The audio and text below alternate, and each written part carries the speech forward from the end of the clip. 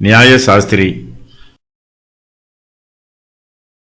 அவர்களில் நியாய சாஸ்திரி ஒருவன் அவரை சோதிக்கும்படி, வேதபாரகரைப் போல நியாய சாஸ்திரிகளும் வேத பண்டிதர்கள். இவர்கள் மோசையின் பிரமாணத்தை நன்றாக கற்று ஜனங்களுக்கு உபதேசம் பண்ணுவார்கள். பரிசேயரில் நியாய சாஸ்திரிகள் இருக்கிறார்கள்.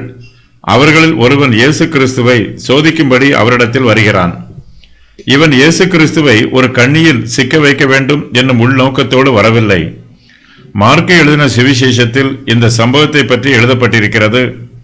இந்த நியாயஸ்திரி விவேகமாய் உத்தரவு சொல்லுகிறதை இயேசு கிறிஸ்து காண்கிறார். அவனை, நீ தேவனுடைய ராஜ்யத்திற்கு தூரமானவன் அல்ல என்று கூறுகிறார். இவன் இயேசு கிறிஸ்துவிடம் கோபமாகவோ வஞ்சகமாகவோ எதையும் பேசவில்லை. தன்னுடைய சந்தேகத்தை தீர்த்து கொள்வதற்காக இயேசு கிறிஸ்துவிடம் வருகிறான். இவனுடைய வேத அறிவை இயேசு கிறிஸ்துவும் அங்கீகரிக்கிறார்.